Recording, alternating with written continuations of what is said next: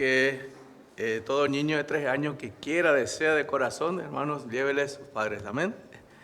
Ahora, no están obligados porque dice de 4 a 11, pero hay niños de 3 que ya le meten ganas, quieren aprender teología. Entonces, con gusto, hermanos, si los padres permiten, por favor, llévele a la clase también a los niños de 3 años. Bueno, hermanos, vamos a continuar con nuestra serie de las doctrinas de la gracia.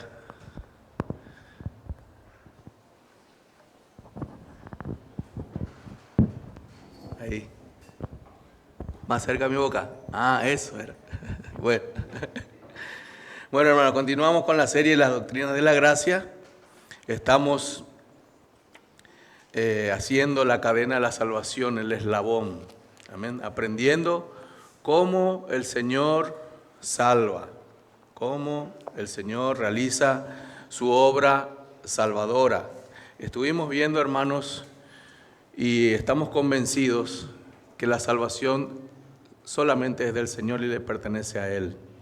Hemos visto, hermanos, que estamos muertos en nuestros delitos y pecados. Eso lo vimos hace 2 domingos. Estamos con una incapacidad espiritual para buscar a Dios.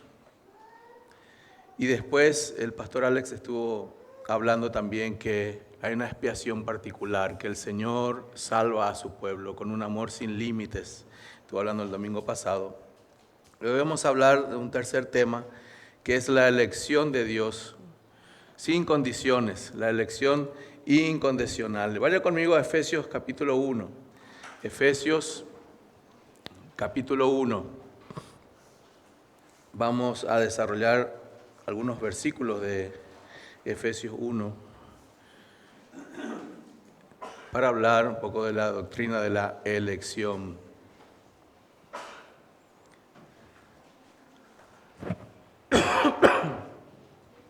¿Qué les parece si oramos, hermanos? Amén. Padre, te damos gracias, Señor. Gracias por este privilegio que tenemos, Señor, de escuchar tu palabra, de tener una iglesia, tener una congregación, Señor, donde podemos estar juntos para adorarte, alabarte, bendecir tu nombre y escuchar tu palabra, Señor. Que tu palabra en esta mañana, Señor, penetre en nuestros corazones, Señor, transforme nuestras vidas, nos salve, nos santifique, nos edifique, Señor, tu palabra en esta mañana, Señor. Solo a través del poder de tu Espíritu Santo se puede hacer eso, Señor, porque no es obra de hombre, sino que es obra tuya, Señor. Te damos gracias, Señor, que nuestra mente esté enfocada en tu palabra, concentrada en tu voz, Señor, y que toda la gloria en esta mañana sea solo para ti. En el nombre de Jesús. Amén. ¿Qué pasaría, hermanos, si estás sabiendo que un familiar tuyo que amás mucho, o un amigo tuyo de infancia, o alguien que aprecias muchísimo, y no solamente le aprecias muchísimo, sino que le ayudaste muchísimo, y fueron muy amigos, o le querés mucho, y esa persona se va a casar? Esa persona se va a casar y, bueno, el entusiasmo de lo que va a venir, de la boda, esa persona habla solo de eso, de todo lo que va a pasar con la boda. Y llega el momento, llega el día, se reparten las tarjetas, pero a vos no te invita. A vos no te invita a esa boda. Y vos ya sabes que invitó ya y se hizo todas las invitaciones y te enteraste que ya recibieron mucho las invitaciones, pero vos no recibiste la invitación, no te ha invitado a la boda. ¿Cómo estaría tu corazón? Porque hiciste todos los méritos para recibir esa invitación. Fuiste amigo, le ayudaste, estuviste con esa persona, pero no te eligió. No te eligió. Después pasa el tiempo y se suben las fotos de la boda y hay muchas personas desconocidas conocidas ahí. Inclusive hay gente que le hizo mal a ese tu amigo y está ahí sentado, sirviéndose en el buffet. Está alegrándose en la boda. Él sí fue elegido. Ahora, ¿qué pasaría si un desconocido te invita? O alguien que vos hiciste daño alguna vez, ese sí te invita a su boda. ¿Cómo estaría tu corazón? ¿Qué cara vas a poner? Capaz que te preguntas, ¿cómo que a mí me invita a la boda? ¿O va a ser sorpresa esa invitación? ¿Qué pasaría si Dios no te hubiese elegido para salvación? Otra pregunta que podemos responder es, ¿qué mérito tendrías por ser elegido para salvación? De eso vamos a hablar, hermanos, de la elección incondicional. Hay una definición de los teólogos sobre la elección incondicional. Dice que es la decisión soberana de Dios de salvar a ciertas personas, a ciertos pecadores, no basada en méritos, no basada en decisiones humanas o acciones previas, sino únicamente basado en su amor, en su sabiduría y propósito eterno. Dios escoge a quienes serán suyos, no por lo que ellos son, sino por lo que Él es en Cristo Jesús. R.C. Sproul tiene un libro que se llama Escogidos por Dios. Y él dijo lo siguiente: la doctrina de la elección no es una muralla para excluir, sino una ventana que nos deja ver cuán profundo es el amor de Dios. Por eso el pasaje de Efesios 1, dice Sproul, no es un debate teológico, es una adoración explosiva. Teniendo en cuenta esa base, hermanos, que Dios es soberano y Dios elige y escoge, no por méritos, sino por lo que va a decir Efesios 1.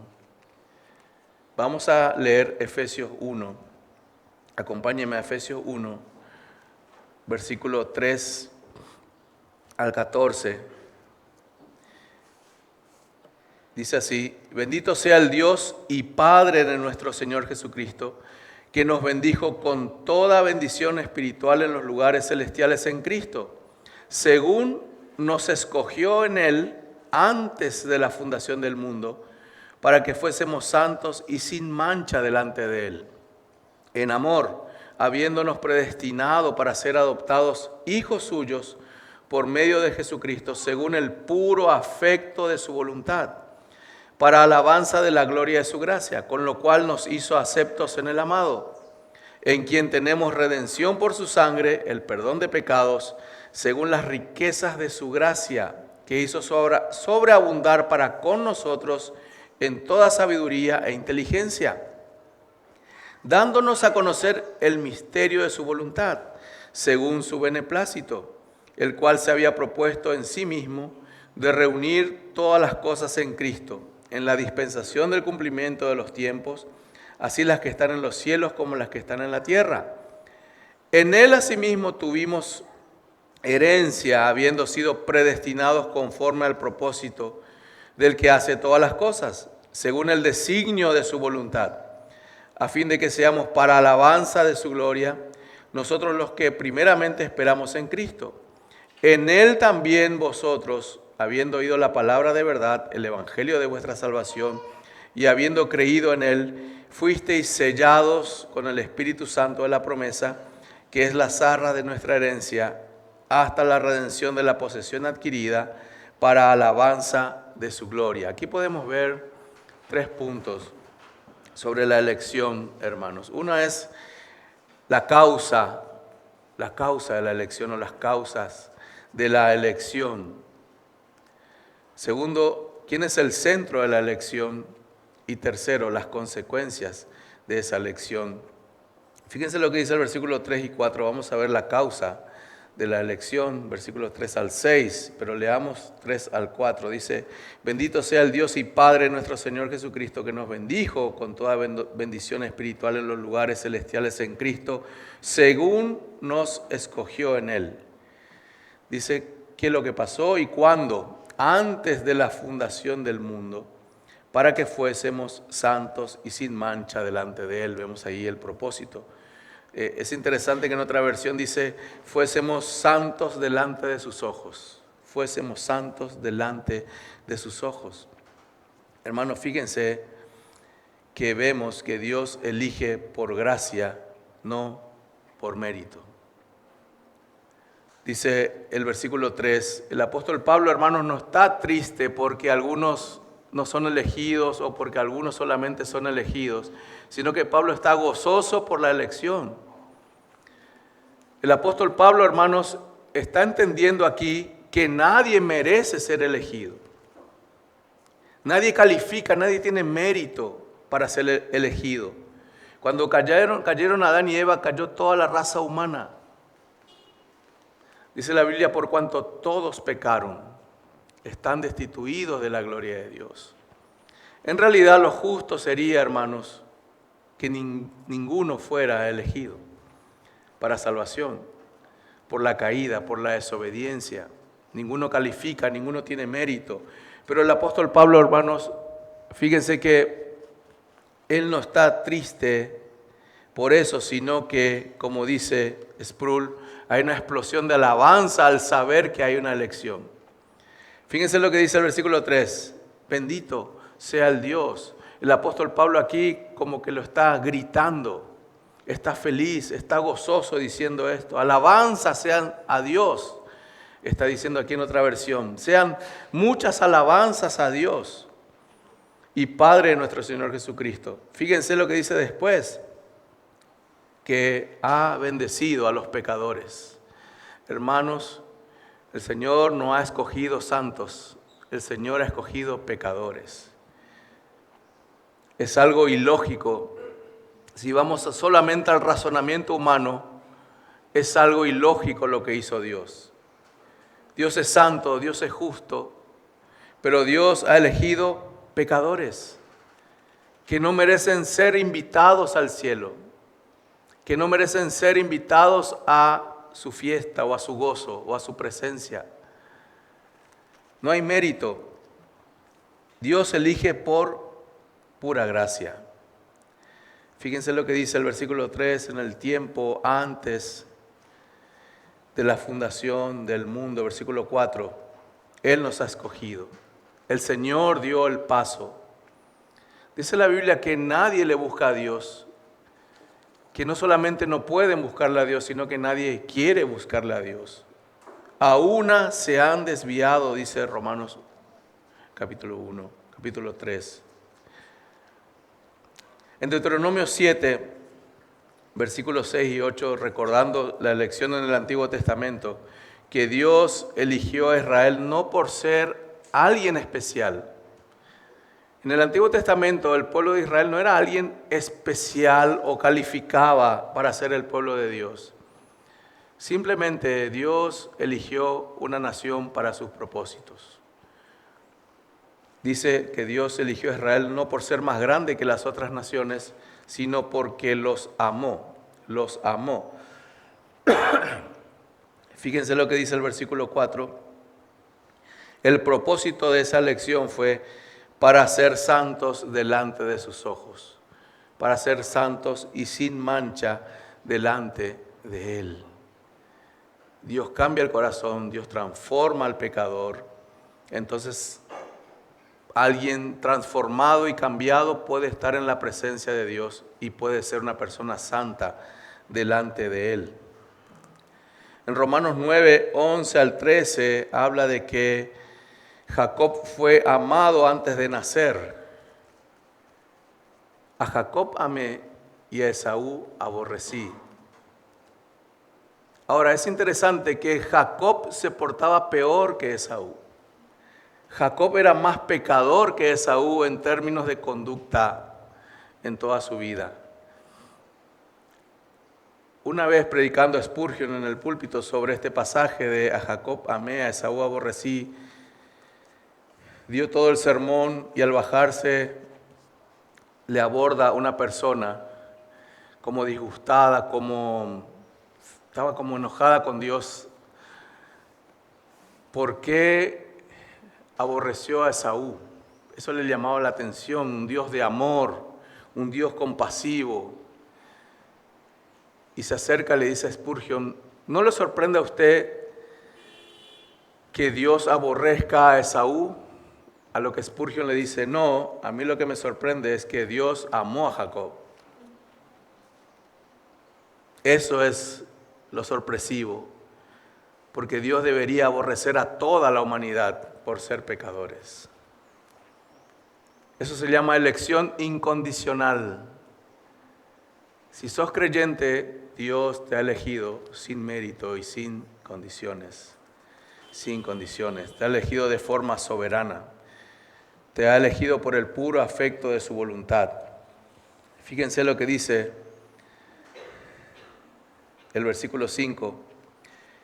En amor, habiéndonos predestinado para ser adoptados hijos suyos por medio de Jesucristo, según el puro afecto de su voluntad. El puro afecto de su voluntad. ¿Qué significa eso, hermanos? Presten atención aquí en el versículo 5, el puro afecto de su voluntad. Aquí significa, Dios le eligió porque le plació hacer eso. Tuvo placer Dios de elegir a algunos pecadores para estar con Él, para entregárselos a su Hijo Jesucristo y reinar eternamente y para siempre. Por eso dice aquí, el puro afecto de su voluntad.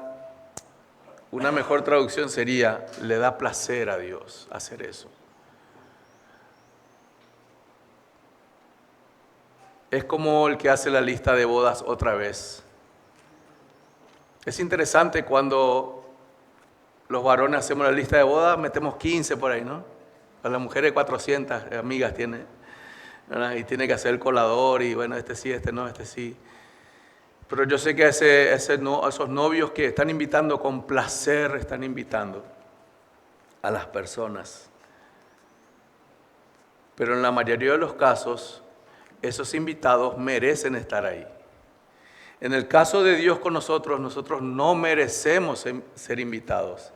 Es ahí, hermanos, que hay gozo en Pablo, diciendo, bendito sea Dios que me invitó para ser adoptado hijo suyo, porque le plació, le da placer al Señor. Ahí vemos, hermanos, la soberanía de Dios y el bien de Dios.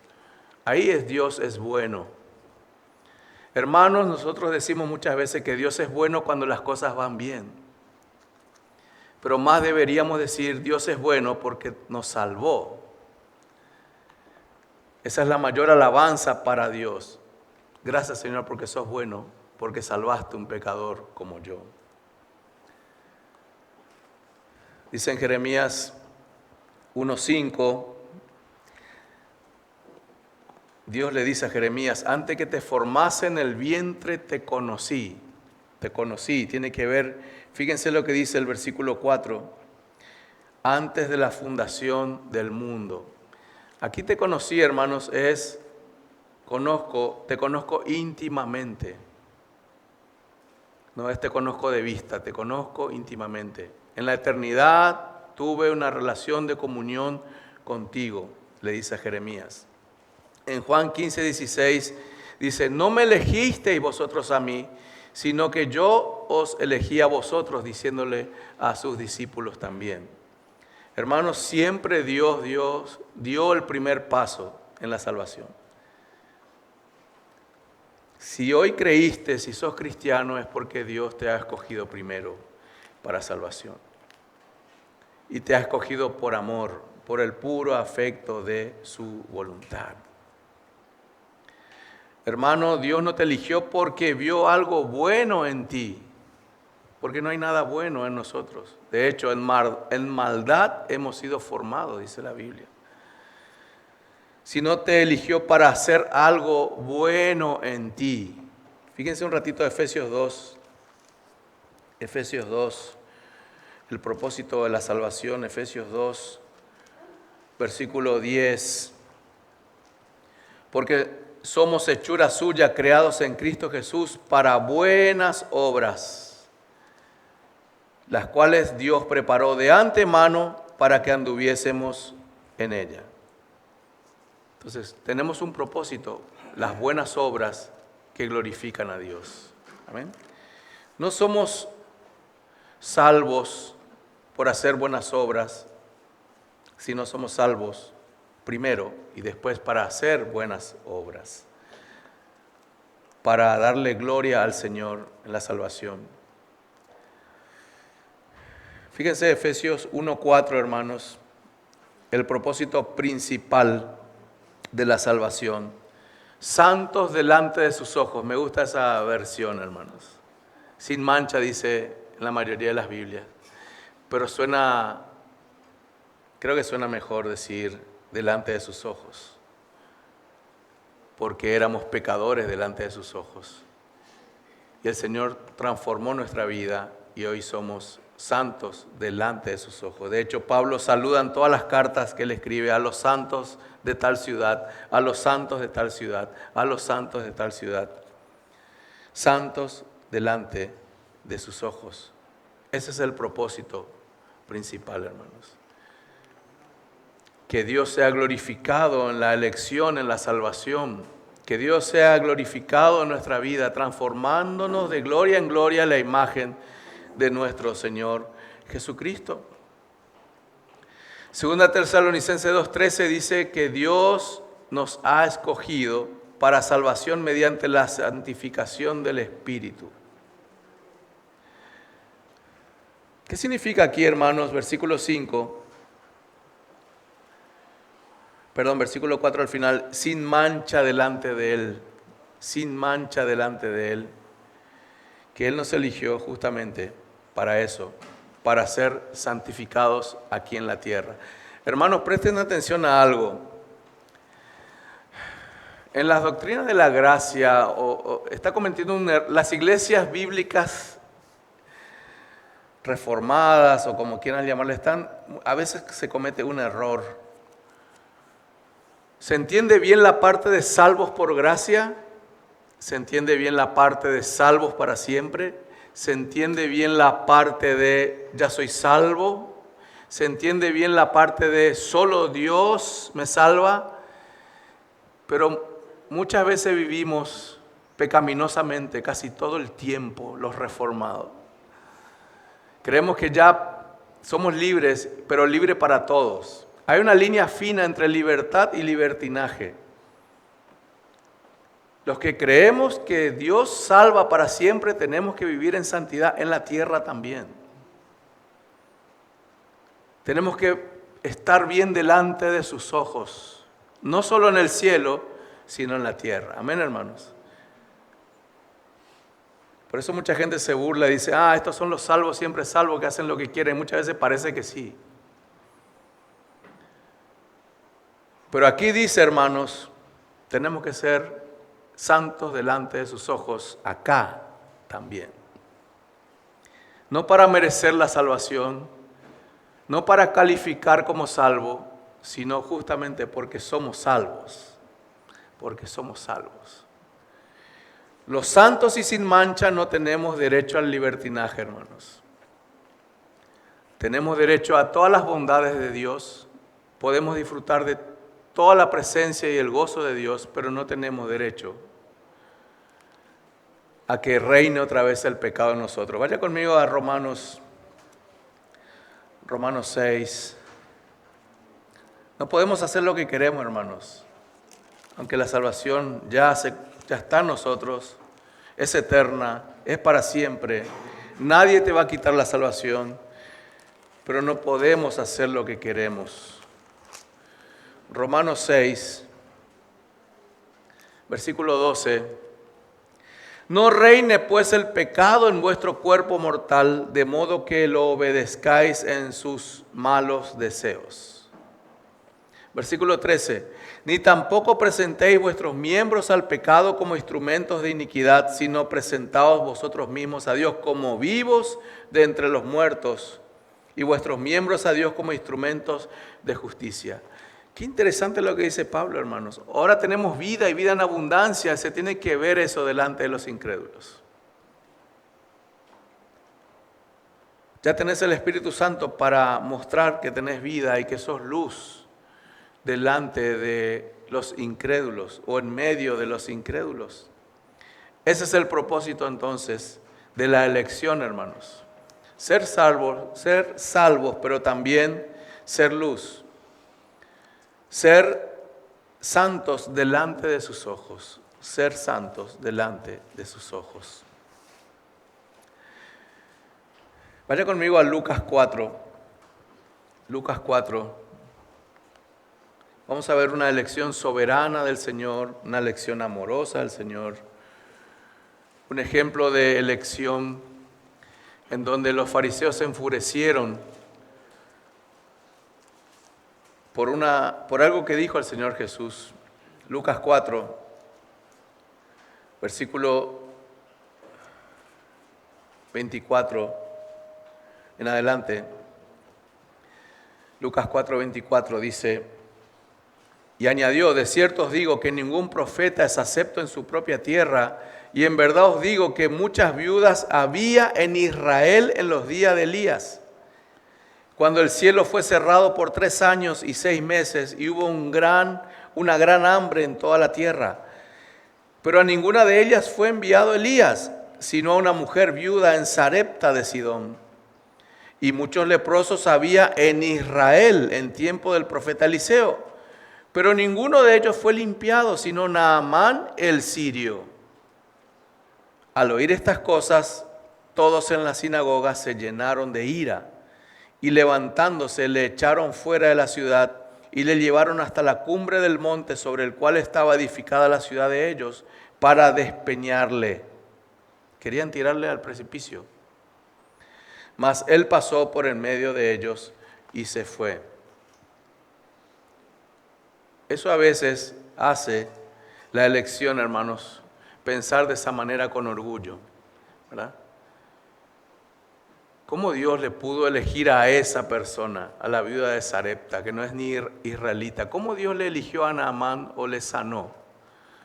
Y no sanó a un montón de leprosos judíos que estaban ahí, sino que ha sanado a un gentil. Eso era como blasfemia decir eso, que Dios pudiera hacer eso. Pero Jesús estaba enseñando que su elección es soberana, que Dios escoge a quien quiere soberanamente. Volviendo al tema de los novios que se van a casar, ellos son soberanos en la invitación, ¿verdad? Ellos eligen a lo que ellos quieren. ¿Cuánto más Dios, hermanos, puede hacer eso? ¿Cuánto más Dios? Nosotros tenemos ciertas libertades de escoger dónde vivir, qué cosas comprar, qué estudiar. A veces somos soberanos en nuestra propia vida, nuestras propias decisiones. ¿Cuánto más Dios, que es el dueño de todo, hermanos? ¿Cuánto más Dios? Versículo 7 al 12. Vamos a nuestro segundo punto. Ya vimos la causa de la elección, es el amor soberano del Padre. Vamos a ver el centro de toda la elección. Dios eligió antes de la fundación del mundo y empezó a obrar su plan redentor en la Biblia. Pero ¿cuál fue el precio de esa elección? La muerte de nuestro Señor Jesucristo. Dios no solamente nos ha elegido y salvado y ya está. Alguien tuvo que pagar el precio de esa elección. Fíjense lo que dice el versículo 7. En quien tenemos redención por su sangre, el perdón de pecados. O sea, alabamos al Señor. Damos gracias al Señor por la elección. Damos gracias al Señor porque nos amó de forma incondicional. Nos quiere enviar al cielo sin merecer, pero no fue gratis. Eso tuvo un precio. Y justamente Cristo pagó ese precio. Fíjense lo que dice el versículo 7. Tenemos redención. ¿Qué significa en términos fáciles redención? Acuérdense de esto, hermanos. Redención igual a comprar tu libertad. Eso es lo que hizo Dios. Te redimió, compró tu libertad. Esa palabra redención se usaba en el Imperio Romano cuando se hacía el negociado o el negocio de la compra de esclavos. Las personas iban al mercado de esclavos, los esclavos enjaulados, y pasaba el comerciante o alguien que quería tener esclavos en su casa y elegía él, ¿cuánto es? Y se pagaba por la libertad. Y al esclavo se le sellaba con un sello, un tatuaje donde se identificaba quién le compró. ¿Quién le compró? Entonces cuando un esclavo quería escaparse por ahí, lo agarraban y miraban su hombro y decían, vos sos esclavo de fulano. O sea, no tenía cómo escapar de su amo. Entonces, fíjense el versículo 7, en quien tenemos redención por su sangre. Hermanos, un esclavo se compraba con dinero, Cristo nos compró con su sangre preciosa. Nuestra libertad no fue pagada con oro ni plata, sino con la sangre de Cristo. Y esa sangre derramada produjo el perdón de pecados. Fíjense el versículo 7, hermanos. El perdón de pecados.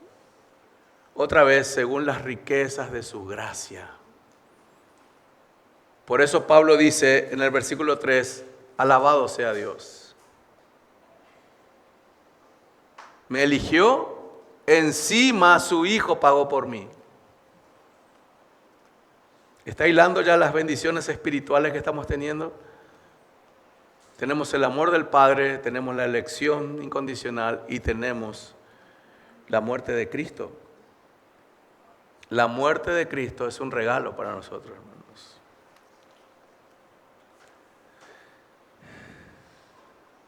Versículo 8, que hizo sobreabundar para con nosotros en toda sabiduría e inteligencia. No fue abundante la gracia, sino que fue sobreabundante esa gracia. Sobreabundante. ¿Saben cuándo vas a poder tener, ojalá que puedas tener, y yo también, una explosión de alabanza todos los días en tu corazón? Cuando entiendas que no mereces nada de Dios. No mereces nada de Dios. Cuando pensás que mereces algo, el gozo no va a ser grande, hermanos. No va a ser grande.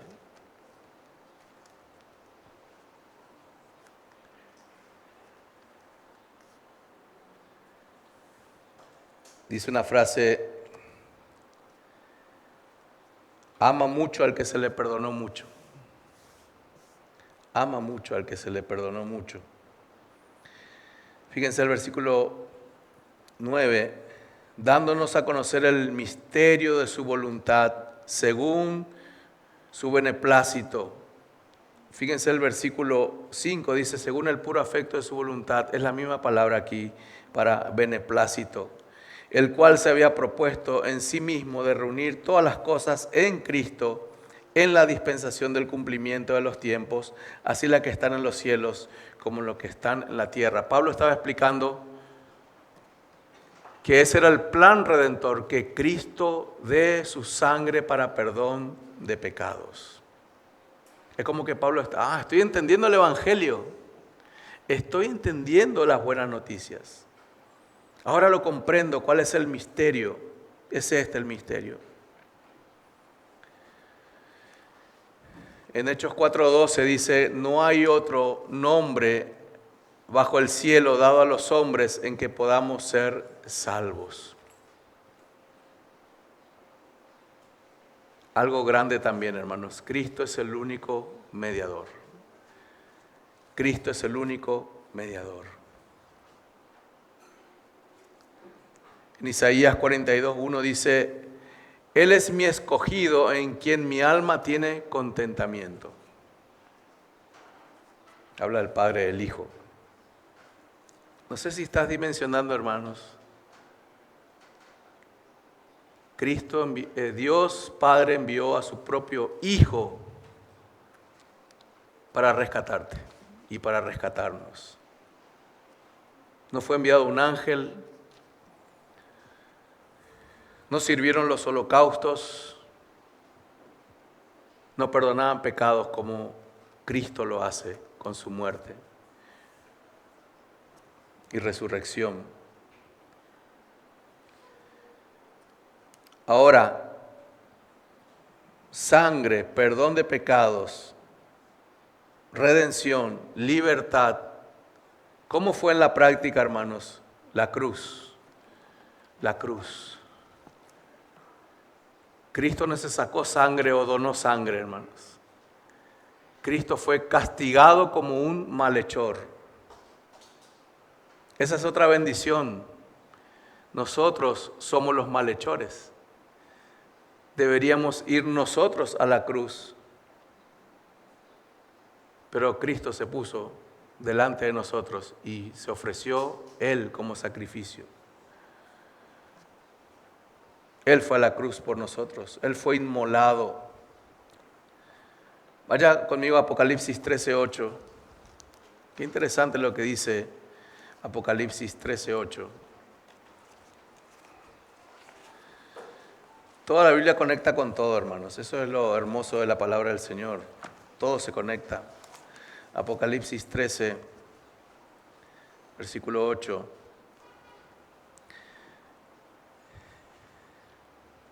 Y la adoraron todos los moradores de la tierra cuyos nombres no estaban escritos en el libro de la vida del Cordero que fue inmolado desde el principio del mundo. Aquí en la última parte, Cristo fue inmolado desde el principio del mundo. ¿En qué sentido? Que era el plan redentor del Señor. Estaban los planes del Señor. Antes de la caída inclusive, ya estaba planeado que Cristo iba a morir en la cruz. Iba a morir en la cruz.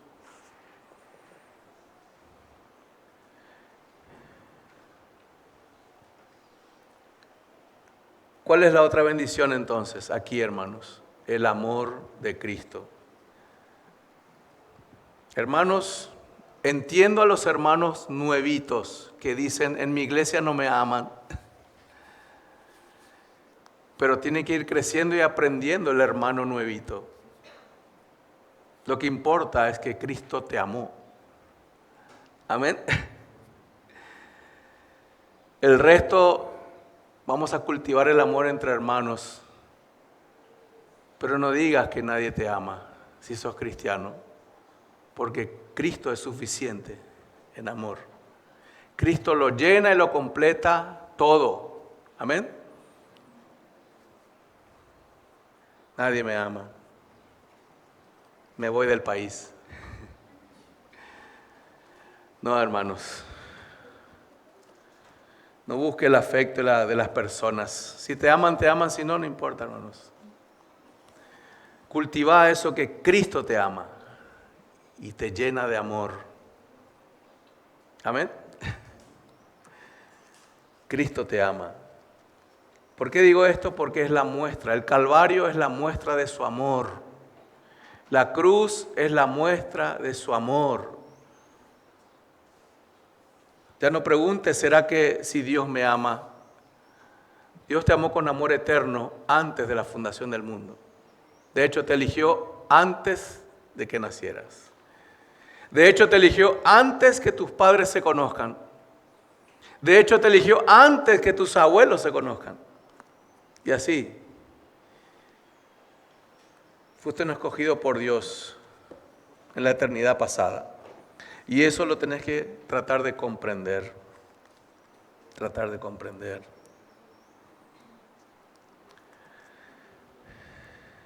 Fíjense el versículo 11 y 12. En Él asimismo tuvimos herencia, habiendo sido predestinados conforme al propósito del que hace todas las cosas, según el designio de su voluntad, a fin de que seamos para alabanza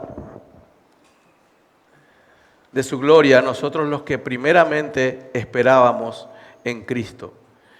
¿Qué significa la muerte y resurrección de Cristo, hermanos? Significa que la herencia está asegurada. La herencia está asegurada. ¿Qué tipo de herencia? Dice en 1 Pedro 1:4, una herencia incorruptible, reservada en los cielos para vosotros. Esa es la herencia que tenemos en Cristo Jesús. Una herencia incorruptible. Todo esto tiene que ver con la elección del Señor, hermanos. Y el punto número 3, fíjense lo que dice el versículo 13 y 14. Versículo 13 y 14 dice, en Él también vosotros, habiendo oído la palabra de verdad, el evangelio de vuestra salvación, y habiendo creído en Él, fuisteis sellados con el Espíritu Santo de la promesa, que es la garantía de nuestra herencia hasta la redención de la posesión adquirida para alabanza de su gloria. ¿Cuál es la garantía de que me voy a ir al cielo? Ha sido derramado en nosotros el Espíritu Santo. El Espíritu Santo.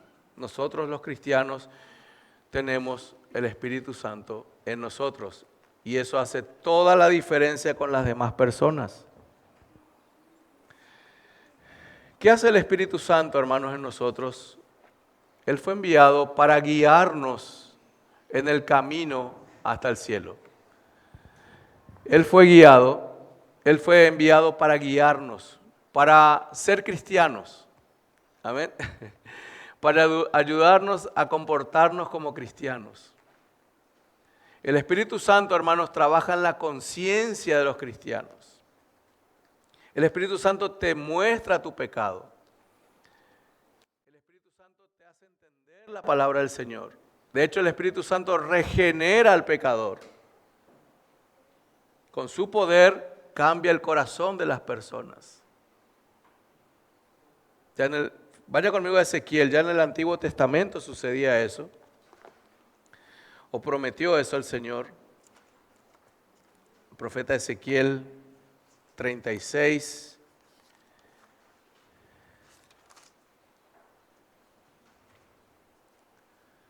Ezequiel 36, versículo 25 y al 27, dice así: esparciré sobre vosotros agua limpia y seréis limpiados de todas vuestras inmundicias y de todos vuestros ídolos os limpiaré. Os daré corazón nuevo y pondré espíritu nuevo dentro de vosotros y quitaré de vuestra carne el corazón de piedra y os daré un corazón de carne. Y pondré dentro de vosotros mi espíritu y haré que andéis en mis estatutos y guardéis mis mandamientos y los pongáis por obras. Hermanos, sin el Espíritu Santo no podemos obedecer a Dios. Sin el Espíritu Santo, ahí sí perdemos la salvación. Ahí sí la perderíamos.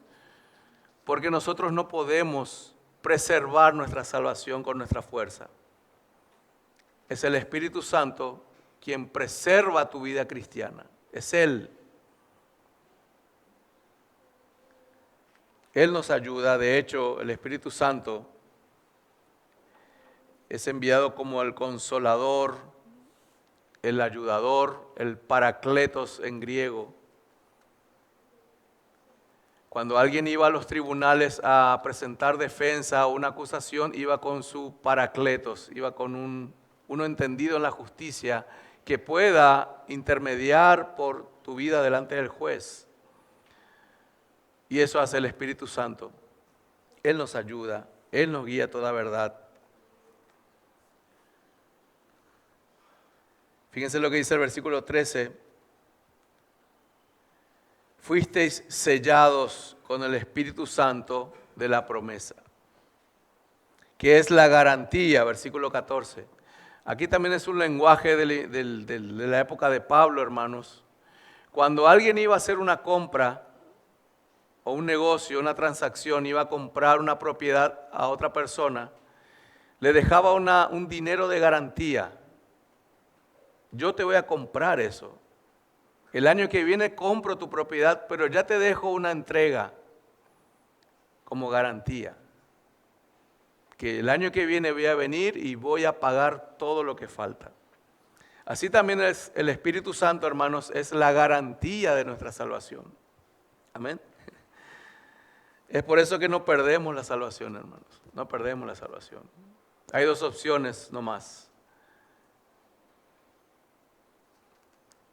¿Creíste que fuiste cristiano, nunca lo fuiste o realmente sos cristiano? Y tenés que madurar y tenés que crecer y tenemos que juntarnos con los hermanos y tenemos que estar bajo la palabra del Señor.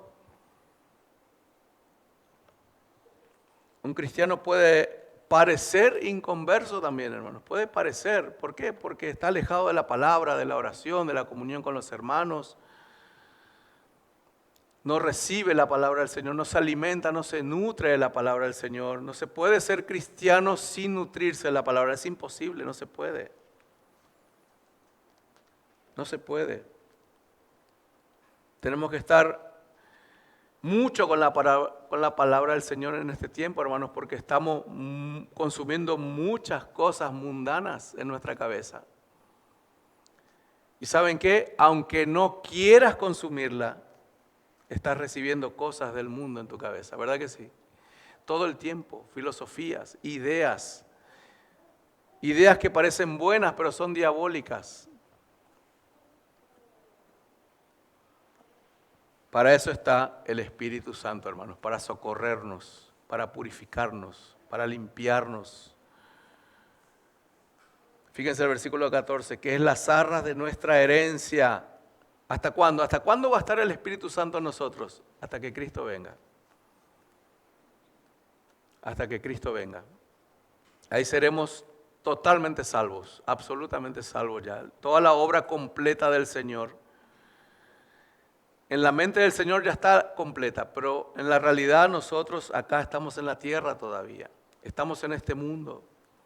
Falta que el Señor nos lleve a su gloria, a su presencia. Fíjense el versículo 14 cómo termina. Para alabanza de su gloria. Para alabanza de su gloria. Toda esa obra de redención es para que Dios sea glorificado. Para que Dios sea glorificado. Avanzamos con esto un poco, hermanos, con algunas objeciones que se pueden presentar sobre la elección. Es un tema que se debate mucho, la elección. Algunos dicen, no es justo que Dios elija a algunos y a otros no. No es justo. ¿Quién piensa así, hermanos? El que cree que tiene méritos. ¿Cómo si yo me porto bien? ¿Cómo si yo no maté a nadie y él mató? En la cruz había dos personas malvadas, ¿se acuerdan? Al lado de Jesús. Hay una mala enseñanza, creo que no se enseña más. Todos creo que entendieron. Antes decía el ladrón bueno, el ladrón malo. Estaba todo mal, 2 más 2, 5 más o menos era, ¿verdad? Yo aprendí así, el ladrón bueno, el ladrón malo. El ladrón bueno es el que se va, lógico. Ladrón bueno, primero, después entendí, ladrón bueno. ¡Cling! Cayó la ficha, qué sonso, ¿verdad? Nunca vi un ladrón bueno. Pero hay, dice que el ladrón bueno, el ladrón malo. No, los dos ladrones eran perversos. En la cruz iba gente que asesinaba. Traidores al imperio romano, o sea, delitos muy graves. Para ir a la cruz tenías que cometer delitos graves. Por lo tanto, eran dos personas terribles las que estaban ahí en la cruz con Jesús. Pero uno se empezó a burlar, ¿se acuerdan? Sálvanos, sacanos, vos hiciste muchos milagros. Y el otro que dice, shh, Nosotros merecemos estar acá. Él no hizo nada. Había uno que tenía el corazón ya quebrantado. Señor, acuérdate acordate de mí cuando estés en tu reino. Inclusive ya le reconoció como el Señor. Hermanos, no se fue al cielo ladrón bueno, se fue al cielo un ladrón perverso, perdonado, redimido. Amén. Entonces Dios no es injusto. Romanos 9, 14 y 15, Pablo hace una pregunta retórica y dice, ¿hay injusticia en Dios? A Jacob amé, a Esaú aborrecí. ¿Cuál es la injusticia? Los dos son malos, elegí uno de ellos. ¿Cuál sería la injusticia? Si los dos merecen el infierno, pero por mi amor, mi misericordia, por mi puro afecto de voluntad voy a elegir a uno de ellos.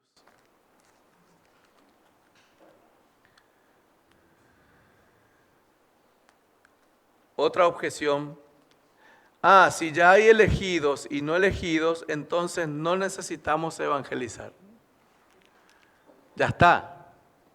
Que se vea la gente, ¿verdad? No. El apóstol Pablo, sabiendo la doctrina de la elección, dio su vida por el ministerio, hermanos. Él fue a predicar a diestra y a siniestra. Pablo deseaba que todos se arrepintieran. Pablo deseaba que todos fueran al cielo, aún sabiendo él que Dios es soberano en la elección. Pablo no se tomó vacaciones ni se tomó un descanso. Pablo trabajó como si fuera, hermanos, que la elección es condicional. Pablo trabajó como si fuera que todos son elegidos. Por eso les predicó a todos.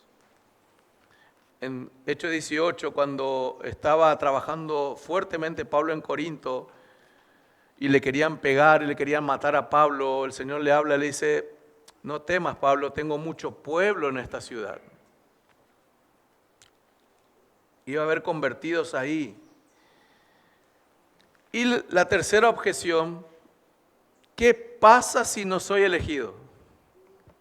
¿Se escucharon alguna vez? Capaz que vos te estás preguntando eso hoy. ¿Qué pasa si no soy elegido? Te quiero dar una palabra del Señor que Jesús mismo dijo en Juan 6:37, al que viene a mí, no le echo fuera. Venía Cristo.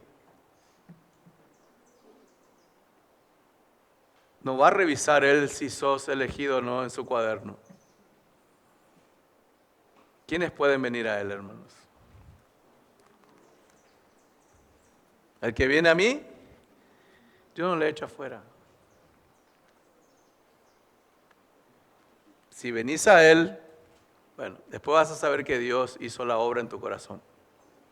Por eso venís a él. ¿Se entiende?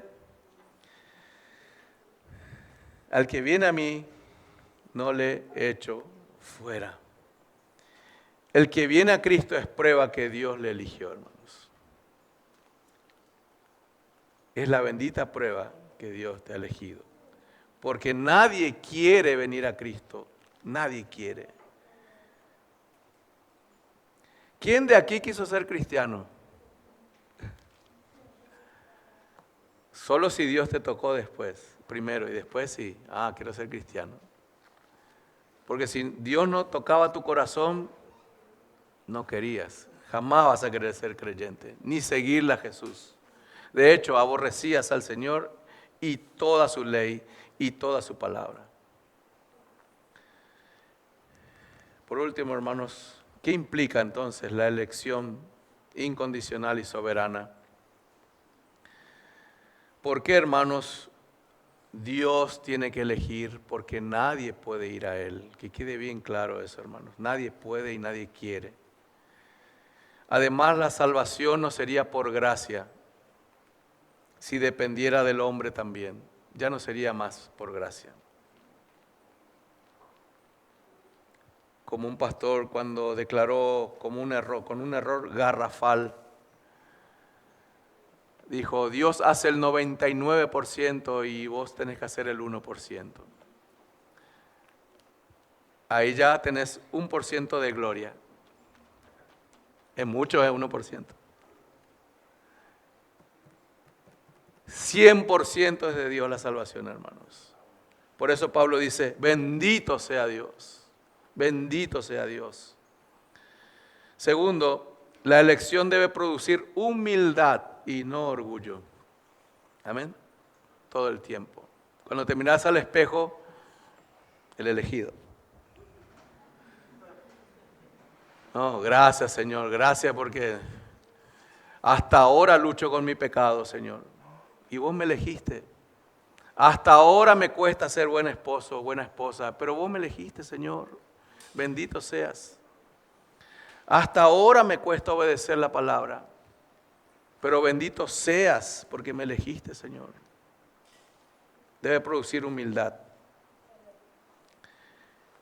Esa elección divina, hermanos, es el fundamento de nuestra seguridad. Gracias a esta elección que Dios eligió, entonces la salvación es sí o sí segura. Cuarto, la elección no elimina la responsabilidad humana. El hombre es responsable, hermano. El hombre tiene que responder sí o no, si acepta al Señor. Tiene que responder la oferta del Señor. Y por último, no te olvides que la elección tuvo un propósito, la gloria de Dios. Amén. Hay algo nomás que ningún pastor aquí en la tierra va a responderte. ¿Por qué eligió a algunos nomás? No existe esa respuesta. Eso ya queda en la soberanía exclusiva de Dios.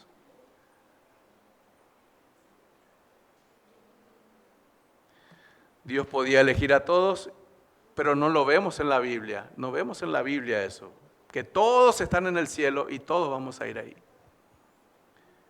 Tampoco Dios eliminó a todos o condenó a todos. No vemos eso en la Biblia. Hay multitudes en el cielo adorando al Señor. De toda lengua, tribu y nación. Ahora no hay respuesta para decir por qué algunos, Señor. Vas a escuchar conjeturas, posibilidades, probabilidades, pero ese es un misterio que solo el Señor sabe y no nos va a decir porque Él es soberano. Amén. Tenemos que estar gozosos y contentos, hermanos. Si sos creyente, gozate en el Señor. Fuiste elegido por Dios sin merecer nada de Él. El Señor te eligió. Que eso produzca humildad en tu vida. Que eso produzca una búsqueda de santidad todos los días. Agradarle a Él, vivir para Él. Hermanos, del versículo 3 al 14 vemos la elección del Padre, la redención del Hijo y el sello del Espíritu Santo. Dice un predicador puritano, dijo, adoremos y glorifiquemos al que nos escogió sin mérito alguno. Amén. Vamos a orar, hermanos. Padre, te damos gracias, Señor. Gracias te damos en esta mañana, Señor, por la elección. No solamente se llama elección, sino que se llama elección sin condición. Gracias, Señor, porque fuimos elegidos para ser adoptados hijos tuyos según el puro afecto de tu voluntad, Señor. Que eso produzca en nosotros, Señor, alabanza diaria. Que al levantarnos digamos, como dijo Pablo, bendito sea el Dios y Padre de nuestro Señor Jesucristo. Que tú seas bendito, Señor, por siempre. Lo que revela tu palabra es que nos escogiste por amor, Señor, porque te plació, porque quisiste, Señor, porque no había nada en nosotros, Señor, ningún mérito, ninguna capacidad, nada podíamos hacer, Señor, para pertenecerte a ti, Señor, para estar contigo, para ser perdonados, para ser libertados del pecado, Señor. Gracias te damos, Señor. Que salgamos por las calles a predicar a todos, Señor. Solo tú sabes este gran misterio, Señor. Solo tú sabes quiénes son tuyos al final. Pero que nuestro corazón arda por predicar tu palabra a toda criatura, Señor. Invitar a todos a tu reino, Señor. Llevar al arrepentimiento a toda persona, a los familiares, amigos, conocidos. Toda oportunidad que se presenta, Señor, que podamos predicar tu hermoso evangelio, Señor. Te damos gracias y toda la gloria en esta mañana es solo para ti. En el nombre de Jesús. Amén.